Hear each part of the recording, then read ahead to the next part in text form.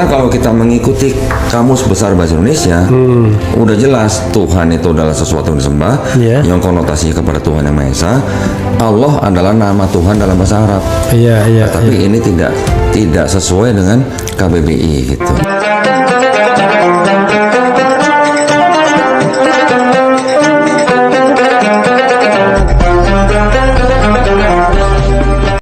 Assalamualaikum warahmatullahi wabarakatuh. Alhamdulillahi rabbil alamin, wabihi nasta'in wala umurid dunya waddin, wassalatu wassalamu ala sayyidil mursalin wa ala alihi wa ashabihi ajma'in. Qala Allah ta'ala, a'udzu billahi minasyaitonir rajim, wajadilhum billati hiya ahsan, inna rabbaka huwa a'lamu bima dhalla an sabilihi wa huwa a'lamu bil muhtadin. Shadaqallahul azim wa shadaqa rasuluhun nabiyul habibul karim wa nahnu ala dzalika minasyahidin walhamdulillahi rabbil alamin. Ahlan wa sahlan di channel Muhasabah Media. Di video kali ini seperti biasa kita akan melihat dan sama-sama mereaksi sebuah video perdebatan lintas agama. Bagaimana keseruannya? Sebelum itu, bantu channel ini dengan cara like, komen, dan subscribe. Kita ke videonya.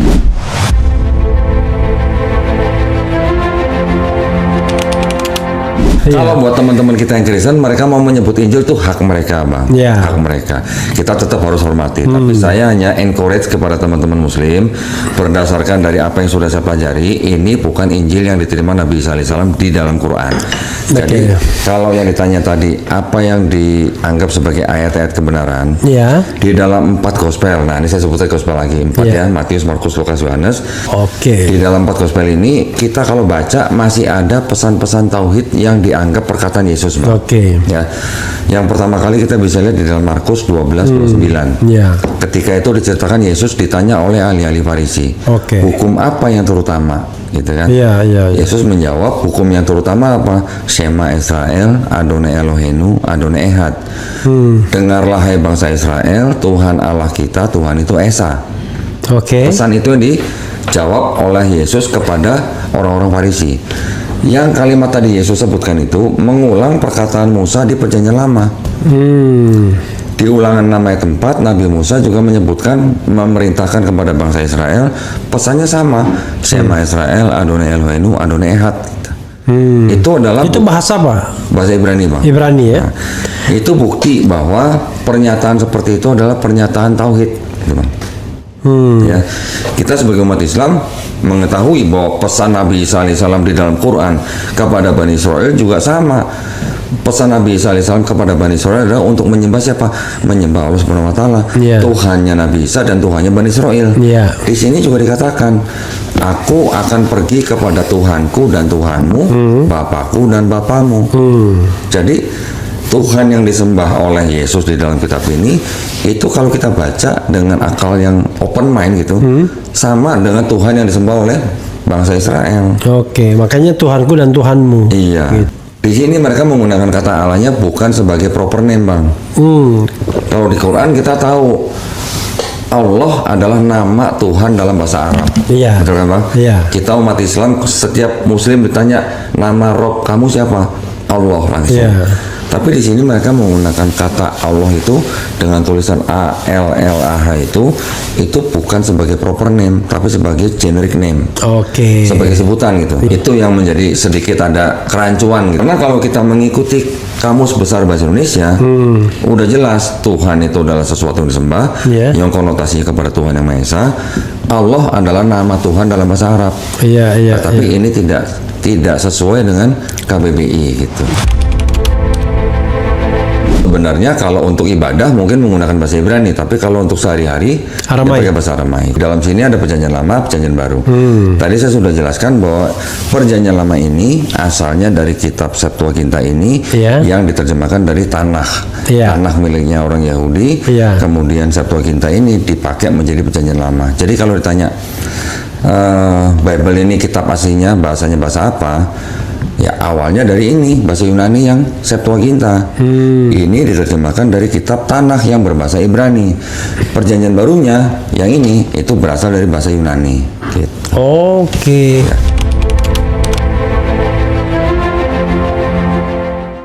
Kalau di dalam kitabnya orang Yahudi, yang disebut dengan Taurat itu 5 kitab Musa, Bang. Namanya Kejadian, Keluaran, Imamat, Bilangan, Ulangan. Oh, itulah yang perjanjian lama. Itu yang disebut dengan Taurat oleh orang Yahudi. Oleh orang Kristen disebut sebagai Pentateuch, 5 kitab Musa. Iya. Nah, itu ditambah dengan kitab Nevi'im, ditambah dengan kitab Ketuvim, kan ini jadi satu Bible. Ini Bible-nya orang Yahudi. Ini yang menjadi ini kemudian ditambah dengan perjanjian baru menjadi ini, gitu. Di dalam sini juga ada Pentateuch-nya ada. Lalu Zabur? Zabur itu di sini disebut dengan Mazmur. Bahasa Inggrisnya Psalms, gitu.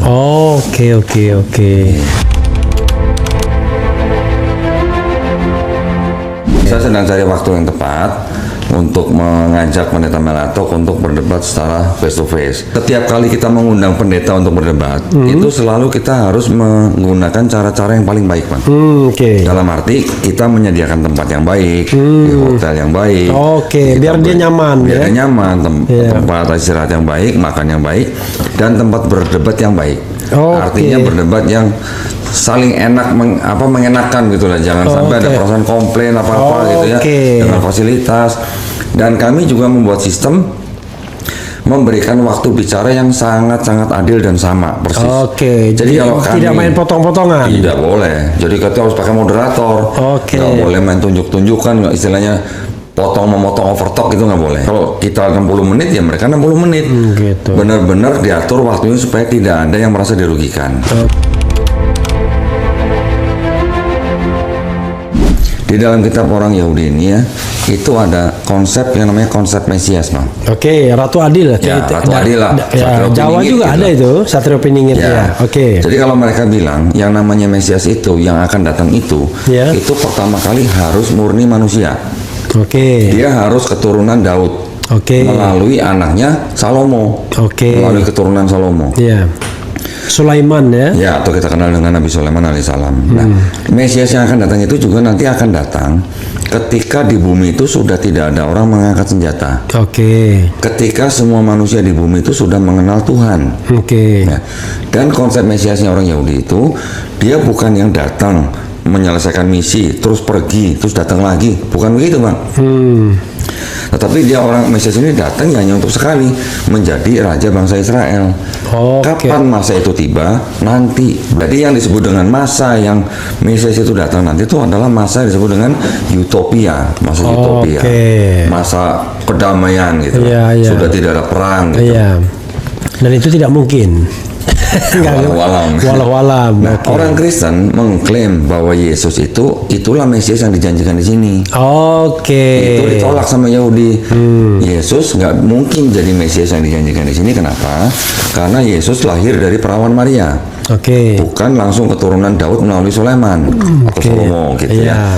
Dan Yesus di sini diceritakan kan anak adopsinya Yusuf gitulah. Jadi suaminya Maria itu Yusuf namanya. Kan Maria hamil dari Roh Kudus, bukan karena hubungan badan dengan suaminya. Ketika Maria hamil, sebelum mereka hidup bersama, karena mereka bertunangan dulu, terus kemudian Maria hamil. Ketika itu Yusuf, kalau di Matius diceritakan Yusuf akhirnya mendapatkan mimpi, mendapatkan pesan dari malaikat Gabriel untuk menikahi Maria gitu. Padahal awalnya Yusuf rencananya mau menceraikan karena hamil sebelum tinggal bersama gitu. Nah, akhirnya dinikahi untuk diambil sebagai istri. Nah, kalau yang tadi dikatakan bahwa Gabriel itu Jibril alaihissalam gitu ya. Makanya ini istilahnya ini kadang-kadang agak rancu gitu. Kalau Roh Kudus di kitab Kristen itu adalah pribadi ketiga daripada Tuhan, kalau di Quran kita mengenal Roh Kudus adalah malaikat Jibril. Kalau di sini ada Rasul, itu adalah pengikut Yesus. Kita Rasul adalah Nabi yang diberikan risalah, gitu ya. Nah, yang ketika tadi bahwa Yesus sudah dikatakan menjadi Mesias yang dijanjikan di sini, ini ditolak oleh Yahudi karena Yesus bukan anak kandung Yusuf. Gitu. Yang dianggap sebagai keturunan Daud melalui Salomo itu adalah Yusuf, bukan Maria gitu. Kalau Maria lewat jalur anaknya Nathan gitu. Makanya orang Yahudi bilang Yesus bukan Mesias yang dijanjikan di sini karena anak adopsinya Yusuf gitu. Di dalam Yahudi untuk diakui sebagai orang Yahudi itu ditentukan dari darah ibunya. Tetapi kalau untuk menentukan sukunya itu harus dari darah ayahnya. Gitu. Dan di sini kan juga diceritakan bahwa Yesus sudah datang, mati di atas kayu salib, bangkit dari ketiga, nanti sudah diangkat ke langit, nanti akan datang lagi sebagai hakim yang adil, gitu di sini tulisnya. Oke. Itu bukan konsep Mesias yang ada di sini. Oke. Gitu. Perbedaan konsep ini yang menimbulkan timbulnya agama Kristen. Ketika pendeta Buhoir mengatakan bahwa dia mengetahui ada tanda-tanda untuk nabi yang akan datang itu, bisa disebutkan bahwa nabi akan dipayungi dengan awan, pohon yang menunduk, bahkan nanti ada tanda di punggung. Di sini tuh udah nggak ada, Bang. Oke. Gitu. Kalau di sini ada ceritanya mungkin bisa berbeda gitu. Oke. Makanya karena nggak ada. Dan di dalam Quran kita juga disebutkan bahwa di Quran surat Al-A'raf ayat 157 bahwa mereka beriman kepada nabi yang ummi, yang dalam tanda kurung ya, namanya tertulis di dalam Taurat dan Injil. Sedangkan di sini tidak ada namanya, di sini juga tidak ada namanya. Jadi menurut saya ini bukan Taurat dan Injil yang dimaksud Quran, gitu maksud saya. Oke. Ini Protestan menolak 7 kitab dari Katolik. Oke. Yang Katolik menolak 5 kitab dari sini. Ortodoks. Oke. Ini ortodoks nih. Ortodoks ini pusatnya Yunani dulu. Ya, Timur. Timur. Ya, Romawi Timur ya. Ya. Kalau yang ortodoks menolak 3 kitab dari Kristen Ethiopia. Nah, ini saya punya semua, saya bisa tunjukkan ke Bang Refli perbedaannya. Protestan 66 kitab, Katolik 73 kitab, Ortodoks 78 kitab, Ethiopia 81 kitab.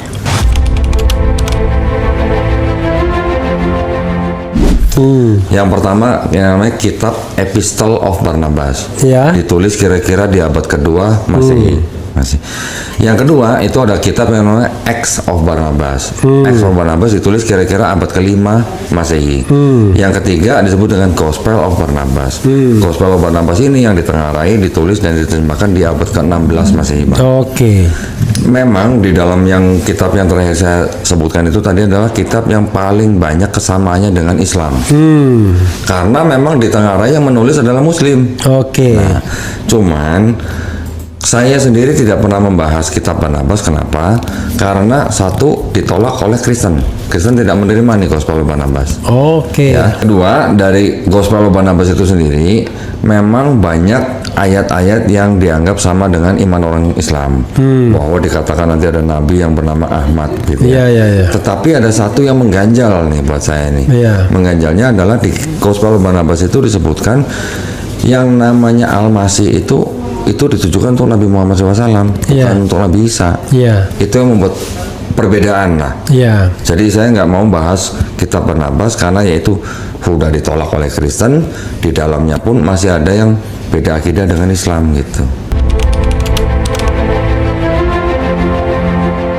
Yang disebut dengan Matius, Markus, Lukas, Yohanes yang menjadi nama daripada 4 gospel di dalam kitab Perjanjian Barunya Kristen, itu sebenarnya adalah nama-nama yang diatributkan oleh pemuka agama Kristen di abad kedua. Oke. Yang pertama menyebutkan Matius dan Markus itu adalah Santo Papias di tahun 130 atau 135 Masehi. Yang kedua disebut adalah Santo Irenaeus di tahun 185 Masehi. Yang menyebutkan keempat nama gospel tersebut. Keempat gospel itu semuanya adalah sebenarnya anonim, Bang. Tidak ada nama penulisnya. Tidak ada pengakuan saya bernama Matius menulis gospel ini untuk siapa, gitu nggak ada. Begitu juga Markus, Lukas, Yohanes. Dari 4 gospel itu sebenarnya setelah dipelajari oleh ahli-ahli Perjanjian Baru, yang ditulis pertama sebenarnya Markus, Bang. Bukan yang Matius gitu. Matius kan ditaruh paling depan. Tetapi yang menurut ahli-ahli Perjanjian Baru yang ditulis pertama itu sebenarnya adalah Markus. Ditulis kira-kira sesaat sebelum bait suci orang Yahudi dihancurkan di tahun 70 Masehi. Jadi kira-kira antara tahun 65 sampai 70. 10 tahun kemudian penulisnya kitab Matius dan Lukas ini menyadur dari Markus. gitu ya, 10 tahun kemudian. Berarti antara tahun 75 sampai 80 Masehi. Karena itulah di dalam kitabnya Matius 80%-nya sama dengan yang di Markus.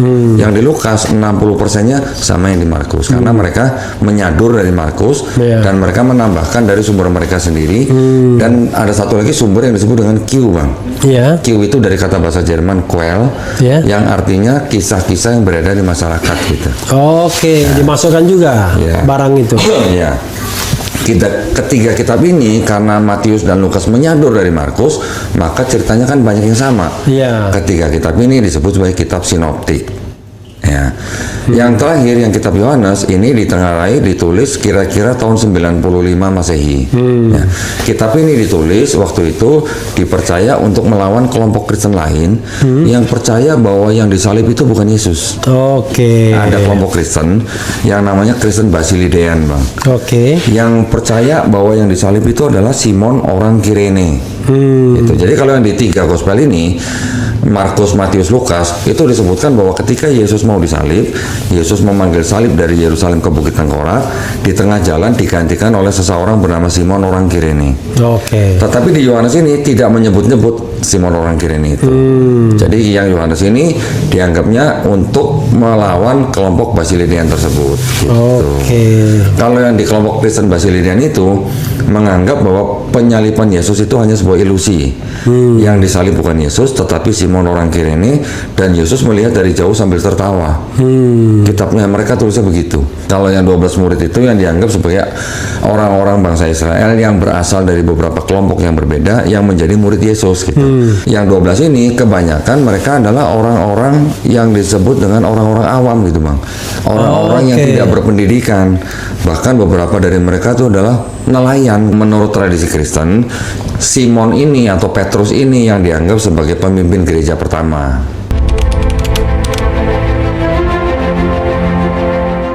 Dari masalah pemimpin gereja ini yang akhirnya nanti juga membuat kekristenan pecah yang kita kenal dengan Katolik dan Ortodoks, Bang. Ini dan ini yang pecah kira-kira di tahun 1054. Ya, artinya kekristenan waktu itu sebelum ada Katolik dan Ortodoks kan mereka disebut dengan Kristen Patriarki. Kristen Patriarki itu mempunyai 5 pusat, yaitu di Roma, Yerusalem, Konstantinopel, Alexandria, dan Antioch. Ini yang ini beberapa wilayah ini kan memang berbeda berbeda bangsa yang di sekeliling mereka gitu. Jadi kalau di bagian timur otomatis karena ini yang menimbulkan menjadi Kristen Timur Ortodoks. Yang di barat menimbulkan Kristen Latin atau Katolik. Salah satu sebab mereka pecah juga karena manajemen pemimpin gereja. Gitu. Siapa saja yang dianggap sebagai pemimpin gereja yang sah begitu menurut kedua kelompok ini. Ada juga gara-garanya masalahnya sangat sepele, Bang.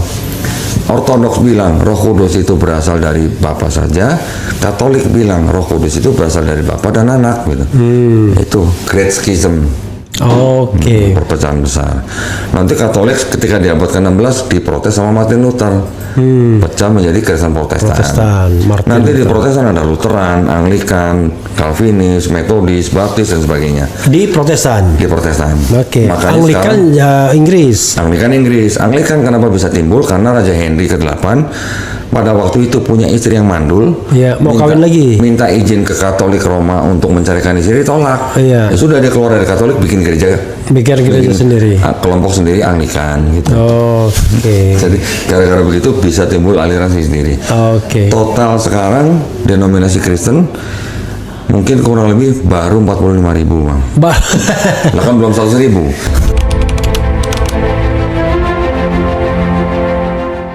Kemarin saya diundang ke channelnya Samuel Chris. Saya dipertemukan dengan pendeta yang awalnya dia murtad dari Islam ke Kristen, sekarang jadi pendeta. Kemarin belum lama di channelnya Samuel Chris. Ya alhamdulillah pembicaranya sangat hangat. Kita nggak ada istilahnya ada hate speech atau hate threat gitu, nggak ada. Selama kita masih di bawah koridor hukum yang melindungi kan boleh. Kebebasan berpendapat, kebebasan ini kan masih bisa melindungi. Saya bilang sama teman-teman bahwa orang pindah agama di Indonesia itu biasa.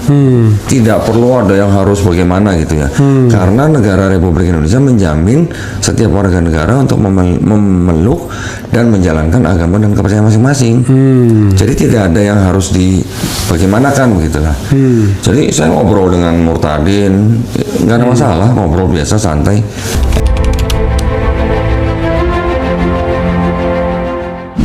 Saya melakukan ini semua ya dengan Yayasan Pembina Mualafat Tauhid. Ini tidak lain tidak bukan adalah memang dalam rangka dakwah ya. Dalam rangka dakwah dan syiar agama. Tetapi kami juga tidak ingin melanggar koridor hukum atau tidak ingin melanggar ajaran agama kami sendiri. Di ajaran agama kami juga diajarkan bahwa kami dilarang berdebat dengan ahlul kitab kecuali dengan cara yang baik. Ya kan? Dan kami juga diajarkan dalam agama kami untuk tidak menghina sesembahan orang lain. Nah, makanya di dalam rangka apologetika, mari kita lakukan secara bermartabat, secara santun, sehingga bisa menjadi edukasi bagi sesama anak bangsa. Dan kita tetap harus menjaga persatuan dan kesatuan negara Republik Indonesia.